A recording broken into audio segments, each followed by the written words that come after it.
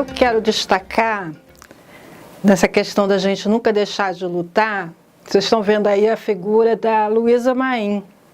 Ela foi uma das líderes da revolta dos malês, acontecida lá na Bahia em 1835. Os malês eram africanos muçulmanos, eles eram do Islã. E eles fizeram uma revolta e tomaram a cidade da Bahia. Essa revolta foi depois suprimida e a Luísa, ela conseguiu fugir e vir para o Rio de Janeiro, onde continuou lutando, né? Foi ser quitandeira e continuou lutando pela liberdade do nosso povo. Dizem, ninguém sabe, que a Luísa ou morreu, foi assassinada, ou a Luísa foi extraditada, foi mandada de volta para a África por causa do trabalho intenso que ela tinha realmente de fomentar a luta contra a escravidão.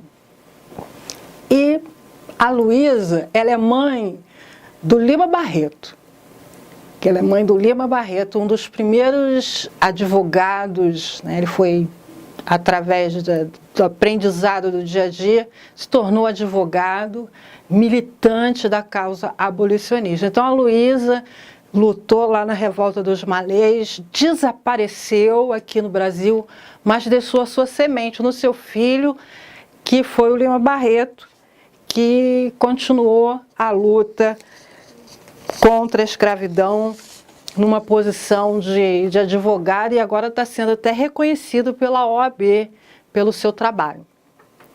E eu mostro para vocês algumas das transgressoras de todo esse lugar que foi dado, ou tem sido dado, ou tem sido definido para nós, né?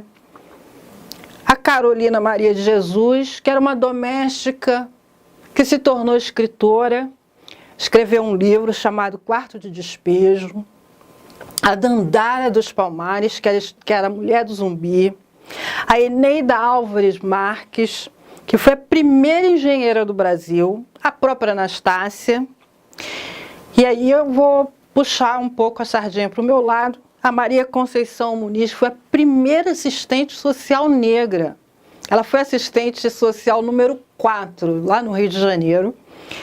E, por fim, também a Luísa Maim, que foi uma das líderes da revolta dos malês. E nós continuamos transgredindo, nós não paramos de transgredir a regra que nos foi imposta.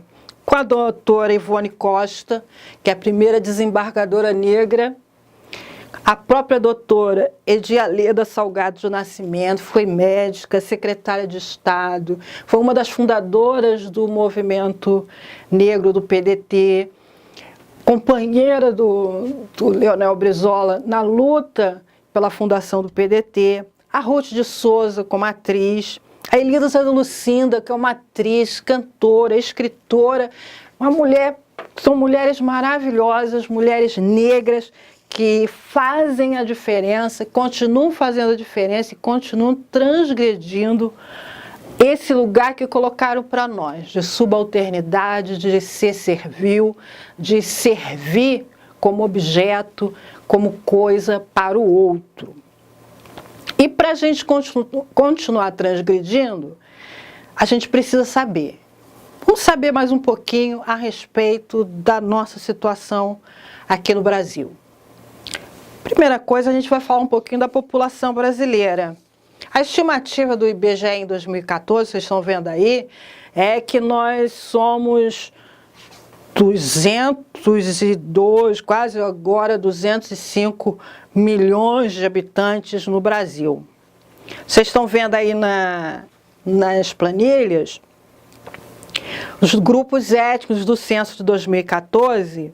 Olha só, os brancos eram 47,51%, os pardos 43,42% e pretos 7,52%, amarelos 1%, os indígenas 0,42% e sem declaração.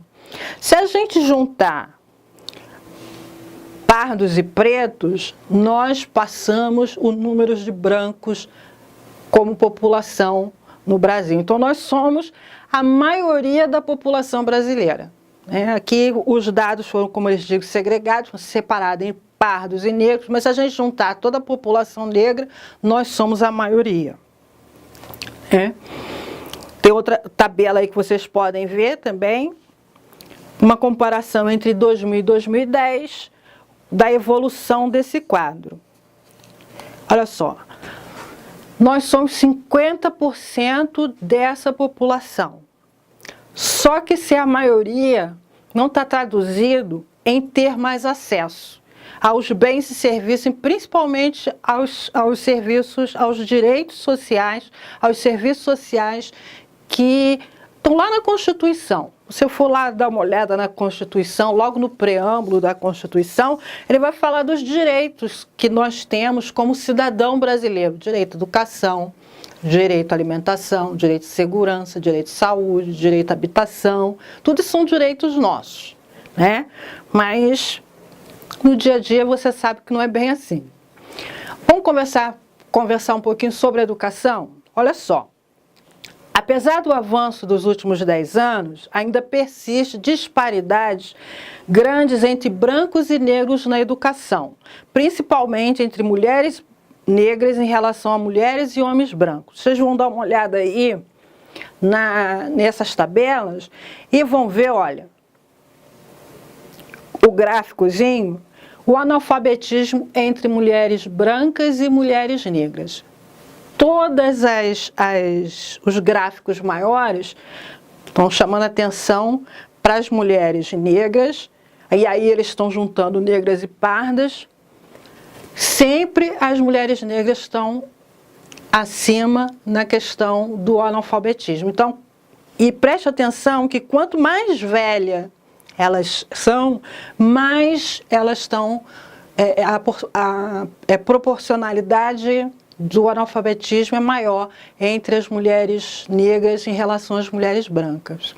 Isso tem uma explicação, porque a gente tem uma geração todinha que ficou para trás em termos de educação. Nesses últimos 10 anos, por conta das novas políticas sociais que foram implementadas no país, a gente tem conseguido diminuir essa diferença, mas ainda há muito o que se fazer. Do outro lado, olha, é taxa de escolarização.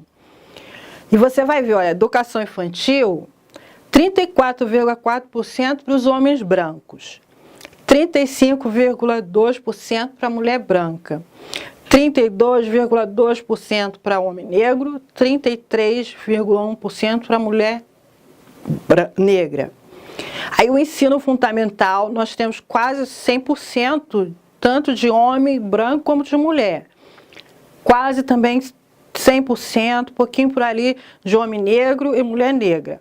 Chega no ensino médio, cai bastante. Principalmente entre os homens, presta bem atenção. E no nível superior, cai mais ainda.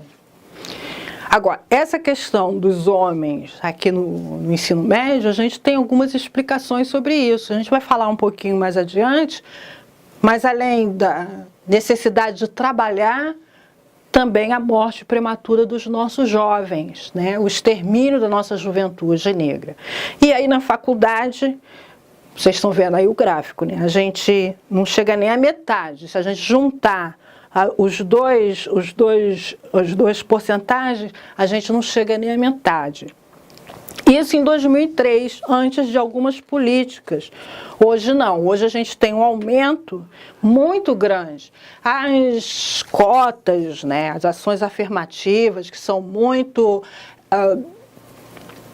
polêmicas, mas eu acho que devem ser feitas, na minha opinião, eu sou a favor, ela deu acesso muito aos jovens negros para a faculdade, principalmente a mulher negra. Então, a gente tem hoje um percentual de mais de 100% de jovens negros entrando na universidade, que é uma revolução, um incômodo, né? Pela primeira vez, a academia teve que ver negros na engenharia, negros na medicina, negros, né, no direito, negros naquelas profissões que eram sempre dominadas por brancos, né? E isso causou estranheza. Não é à toa que nós estamos vendo por aí ataques racistas nessas cadeiras, nessas universidades que são clássicas e que foram por muitos anos, por séculos, dominadas por brancos. Não é à toa, não. É porque os negros começaram a chegar lá, através das cotas, através do ProUni, de várias outras políticas, começaram a chegar.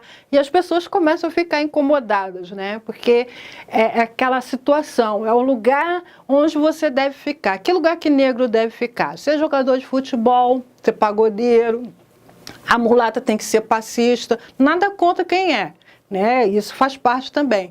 Mas se você quer ser juíza, se você quer ser médico, se você quer ser engenheiro, arquiteto, que negócio é esse, né? Esse não é o seu lugar. Peraí, você está pensando demais, está pensando para além do que você pode. Mas agora a gente tem acesso e pode, e as pessoas estão ficando incomodadas com isso.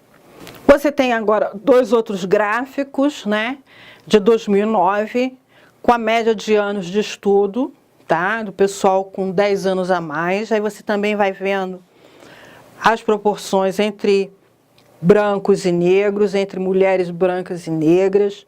Você também vai ver o número, a partir, olha, de 2003 a 2009, como é que foi aumentando a variação desse número de integrantes em ensino superior. Olha só, vamos focar só nas mulheres? Em 2003, eram 14,7%. Em 2009, teve uma variação de 94,9%, quase 95%, porque, olha, a gente tinha 645.749 mulheres em 2003 na universidade. Isso em 2009 passou para 1.285.780 mulheres, quase 100% de aumento. Isso aí é um avanço muito grande, muito grande. Um avanço, uma conquista muito importante, que é uma conquista do movimento negro, diga-se de passagem. A política de igualdade racial, as políticas afirmativas são conquistas do movimento negro organizado. A gente precisa enfatizar isso. Nada é dado, mas isso foi proposto, foi trabalhado, foi lutado, e a gente precisa continuar lutando para que essas políticas se efetivem e outras mais. Né? Nos últimos anos, eu coloquei para vocês, ó, após as legislações de igualdade racial, as ações afirmativas, os programas de transferência de renda, que tem a condicionalidade de estudo, tem havido uma melhora na condição de estudo do nosso povo. Mas 12 anos não cobre décadas de descaso. E enfrentamos ainda a necessidade de uma educação pública, integral e de qualidade, que é a marca de pensamento do nosso partido, né? Vocês conhecem muito bem os projetos do Darcy Ribeiro, do Brizola, com o CIEP, que é educação integral, que é educação de qualidade. E a gente agora precisa estar lutando por isso. Porque não adianta nada a criança estar na escola se a educação que ela está recebendo não é de qualidade. Não adianta. Estar na escola não quer dizer que ela está sendo educada realmente preparada. A gente precisa lutar por políticas estruturais que possam atender com qualidade as nossas crianças, as nossas meninas, para que eles possam ter acesso, para até chegar o momento em que a gente não precise mais das cotas, né? E talvez, eu acho que o melhor seria que a gente não precisasse de vestibular. Eu acho que o aluno passou, graduou lá no ensino médio, ele tem o passagem dele para o ensino superior. Bem, mas vamos lá, vamos continuar falando da situação das mulheres. Baixa escolaridade, a gente vai desembocar numa coisa chamada mercado do trabalho em uma situação muito ruim. Vocês estão vendo aí outro gráfico que mostra a questão do emprego. E vão prestar atenção que a maioria dos trabalhos domésticos ficam com as mulheres negras. Exatamente porque a escolaridade dela é baixa. Como ela tem uma escolaridade baixa, às vezes o ensino fundamental, somente o ensino fundamental, e a gente vai falar um pouquinho do porquê que essa escolaridade é assim. O ensino fundamental não chegou nem ao ensino médio, às vezes somente o ensino médio, mas a maioria tem mesmo somente o ensino fundamental incompleto, então elas vão para aqueles trabalhos como doméstica, como ambulante, como diarista, vão fazendo aqueles trabalhos que na maioria das vezes não possuem carteira assinada, não têm aqueles direitos trabalhistas que elas deveriam usufruir. Hoje em dia mudou bastante, porque a gente tem uma legislação específica para a empregada doméstica, então melhorou a situação, mas aumentou também o nível de exigência para a empregada doméstica. Já que vai pagar a carteira e você vai ter agora que esse empregado vai ter seus direitos trabalhistas, aumentaram-se as exigências, né, em relação a elas. E aí, mais uma vez, as mulheres negras ficaram fora desse mercado, porque elas acabam ficando com desvantagem por causa da falta de escolaridade. Ela não sabe escrever direito, não sabe fazer determinadas coisas, e aí acaba entrando nessa faixa das diaristas, né, que vão fazendo aqueles trabalhos dia a dia, ambulante ou coisas assim. Vamos lembrar lá, lembra que eu falei das escravas que faziam ganho? As quituteiras, aqueles negócios todos? É isso aí, a gente continua, de uma certa forma, vivendo um tipo de escravidão diferente, mas ela continua existindo. Então, no mercado de trabalho, a mulher já ganha menos do que o homem. E as mulheres negras ganham menos que as mulheres brancas. E ficam com os subempregos. E são as mais atingidas pelo desemprego. Vejam bem a situação. Elas têm menos escolaridade, menos oportunidade no mercado de trabalho, elas ficam com subemprego e são as mais vulneráveis a ficarem desempregadas. Nesse momento que a gente está vivendo do país, vocês podem imaginar o que está acontecendo de mulher negra desempregada dentro da sua casa. Lembrando que a gente vai falar mais lá na frente que elas estão se tornando a maioria chefes de família. Pensa bem nisso. Uma mulher com baixa escolaridade, mal colocada no mercado de trabalho, mais vulnerável a ficar desempregada, chefe de família. Olha a situação que a gente está vivendo. Mas vamos falar de saúde, que é uma coisa assim surreal. É surreal, é surreal. A gente tem um sistema muito bonito no papel, mas a gente tem uma situação de saúde para a mulher negra muito, muito difícil. As condições da saúde da população negra em geral, estou falando nesse slide aí, você está vendo, é precária, devido às nossas condições sociais. Nós somos a maioria dos pobres e miseráveis nesse país. Essa condição já nos deixa em situações precárias de acessar a saúde. Vocês sabem que a saúde é dividida em atenção básica, que são os postos, a média e a alta complexidade.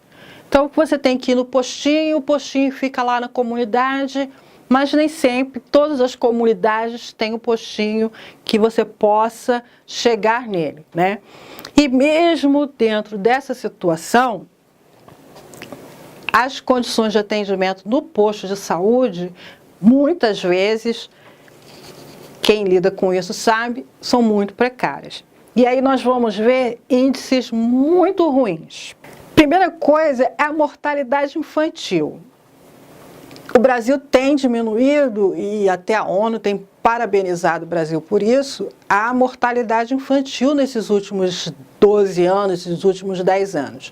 Mas mesmo assim você pode ver nesse gráfico que as crianças negras e pardas são as que mais morrem.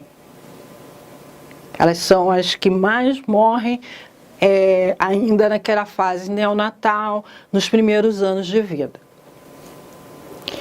Você vai ver outra coisa,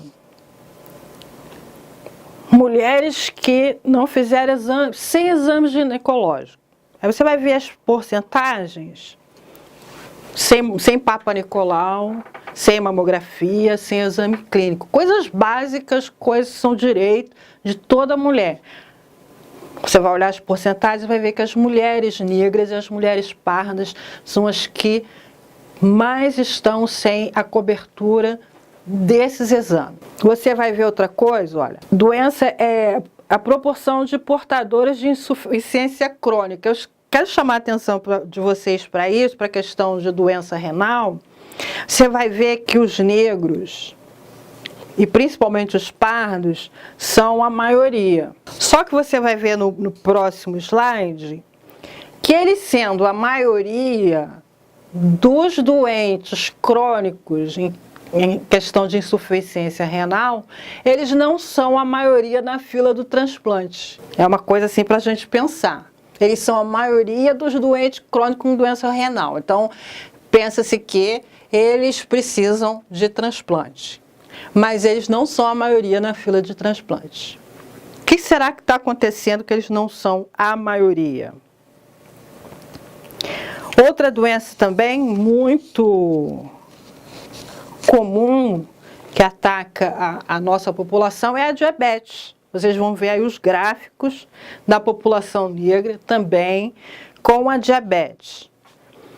E preste atenção nesse próximo quadro, que é da hipertensão.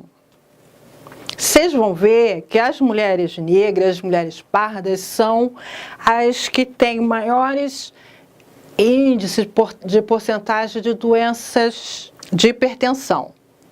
E eu quero que você preste muita atenção nisso. Que elas têm, na sua maioria, elas são a maioria nos casos de diagnóstico de hipertensão arterial. Preste atenção nisso, tá? Fica com isso na sua cabeça. Eu queria chamar a atenção de vocês. Nós falamos lá na frente a respeito da falta de exame do Papa Nicolau, exame de mama e de exame clínico. Agora a gente está mostrando aqui um gráfico que ele vai mostrar por região a falta de exames clínicos de mama. E, como sempre, a maioria são as mulheres negras e as mulheres pardas a não fazerem os exames de mama. Lá no Nordeste, no Norte, Nordeste, bem alta porcentagem, né? A gente tem milhões de explicações, o tamanho da região, a falta de acesso mesmo ao mamógrafo, várias coisas que acontecem, mas vocês vão ver que elas são mais do que o dobro das mulheres brancas que não fazem exames de mama. Vai caindo um pouquinho quando chega no Sudeste, no Sul, no Centro-Oeste, mas mesmo assim continua uma prevalência das mulheres negras e mulheres pardas, ou as mulheres negras em geral, vamos colocar assim, que não estão fazendo seus exames de mama. Coisa importante, que é a prevenção do câncer que mais mata no país, mulheres no país. Isso é uma coisa muito importante. Lembra da hipertensão? Primeira coisa, preste atenção nesse quadro de pré-natal. Vocês vão ver a porcentagem das mulheres que fazem mais de 7 consultas de pré-natal. A maioria das mulheres que fazem mais de 7 consultas de pré-natal são as brancas. Em todos os outros, as negras são as que fazem menos, né? Ou também as que não fazem nenhuma consulta. Mas elas sempre fazem menos consultas de pré-natal. Existe a política nacional de saúde integral da população negra, onde eles fazem uma discussão sobre racismo institucional. Eles apontam a questão da falta da pouca frequência das mulheres negras às consultas de pré-natal ao racismo institucional, ou seja, há uma posição negativa, uma posição desrespeitosa, uma posição, às vezes, até relatos de que a enfermeira ou o médico não quis tocar na paciente negra para fazer o exame. Isso é uma coisa recorrente, o Ministério da Saúde já sabe, lançou essa política, a política nacional de saúde integral da população negra, chamando atenção para o racismo institucional.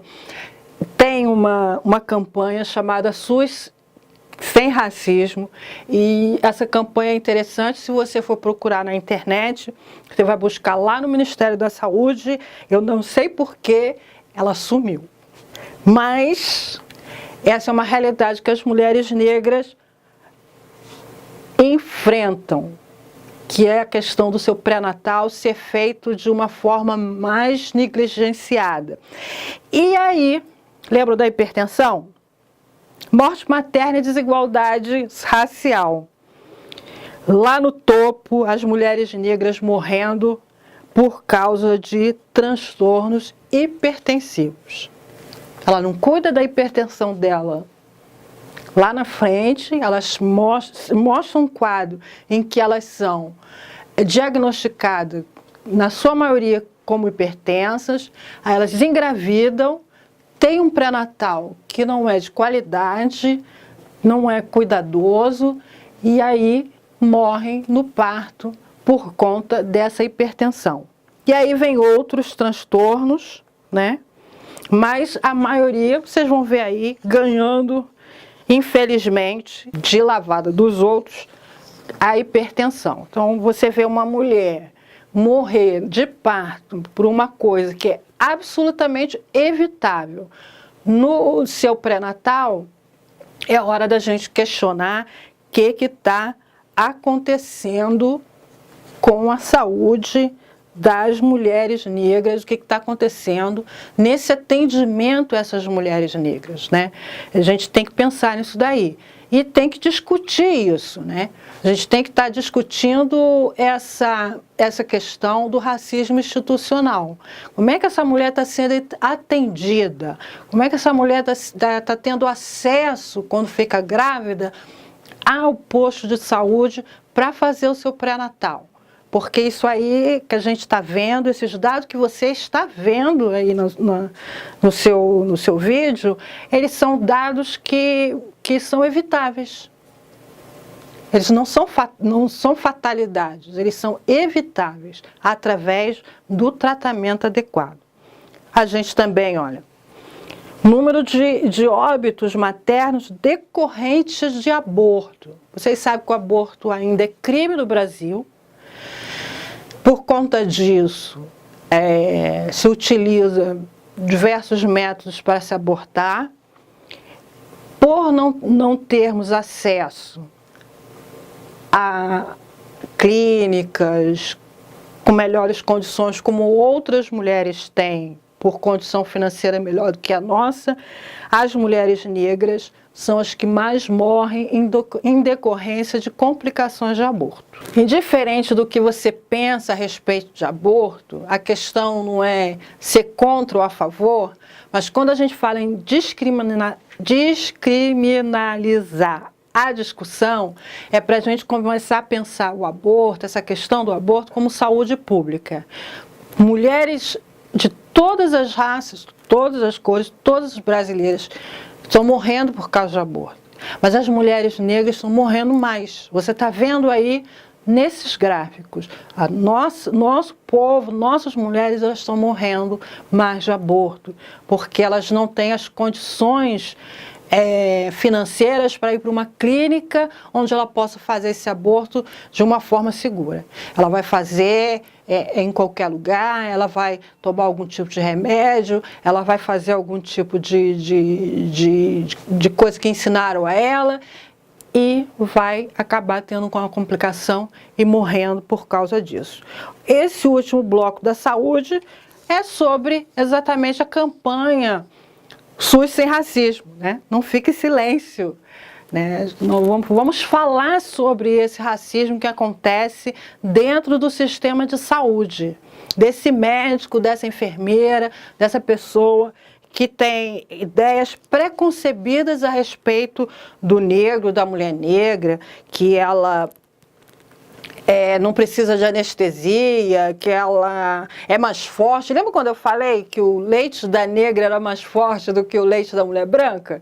Então, essa mesma ideia continua na mente das pessoas. Na hora que a mulher vai ter o bebê, não precisa disso, não precisa de tanta atenção, porque mulher negra aguenta mais dor, mulher negra, entendeu? Tem essas coisas assim. Então, não precisa de tanta atenção no pré-natal, porque a mulher negra é mais forte. São ideias preconcebidas.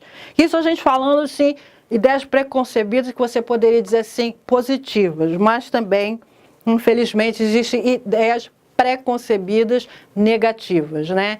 Porque aquela mulher, ela é mais pobre, aquela mulher, ela não tem saneamento básico, então ela não cheira bem, a pessoa não quer tocar, a pessoa não quer chegar perto. Visões até muito negativas e terríveis a respeito da situação da negritude, né? Que ainda existe, persiste, porque racismo existe no Brasil. Falar de outro tema, também bastante difícil, que é violência doméstica. Dados da Central de Atendimento à Mulher, 180, relativos ao ano de 2013, está aparecendo aí para você nesse slide, apontam que 59,4% dos registros de violência doméstica no serviço referem-se às mulheres negras. Aí a gente pode pensar algumas coisas. A violência doméstica, quanto a criança, quanto a adolescente, idosos, mulheres, elas ocorrem em todo o tecido social.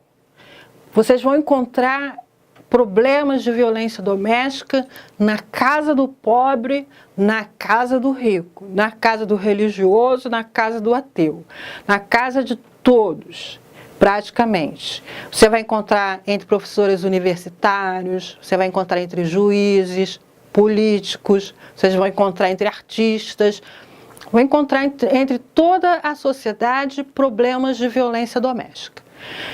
Mas quanto mais socialmente é posicionada a família, mais a mulher tende a calar, porque ela tem muito a perder ao denunciar a violência. E muitas vezes ela fica calada por muitos anos, sofrendo violência por conta dos filhos, porque ela vai perder o status financeiro. E a mulher, mulher negra, como ela já está numa situação de pobreza, e muitas vezes aquele marido ajuda pouco, ela vai e faz a denúncia dela e acaba sendo mais prevalente, aparecendo mais. É que nem a situação das crianças. Quando você olha assim no Conselho Tutelar, você imagina assim, só as crianças pobres é que apanham, são abusadas sexualmente, sofrem abuso psicológico. É porque há uma judicialização dos pobres, porque é mais fácil você chegar na casa de uma família pobre e intervir naquela família do que numa família rica. Você já não tem essa situação. A gente tem um exemplo muito gritante, que é o caso do Bernardo. O Bernardo foi procurar um juiz para contar o que estava acontecendo, mas o pai dele e a mãe eram pessoas vamos assim dizer, de sociedade na cidade onde eles estavam.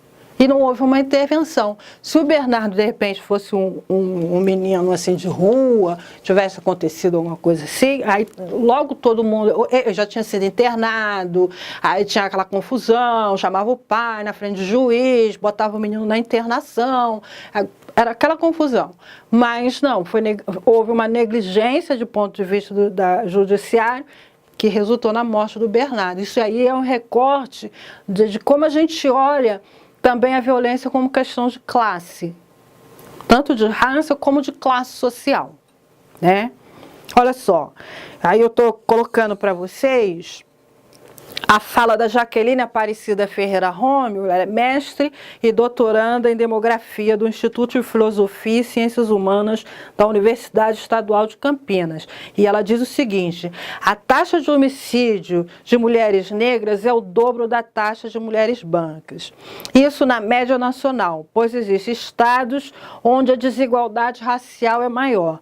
Além da questão da mulher indígena, ela cita as mulheres indígenas, que muitas vezes é ignorada na elaboração desses índices como justificativa no baixo volume de morte dessa população. Quando calculamos a proporção dessas mortes para mulheres indígenas, observamos que o índice vem aumentando, aproximando-se das negras, demonstrando que ser vítima de homicídios tem relação com desigualdade étnico-raciais.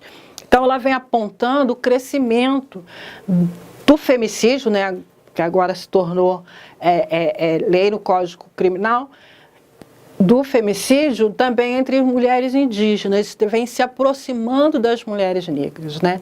O que está acontecendo nessas relações que essas mulheres estão morrendo e morrendo na sua maioria? Questões de desigualdade, questões de denúncia, a população que é maior,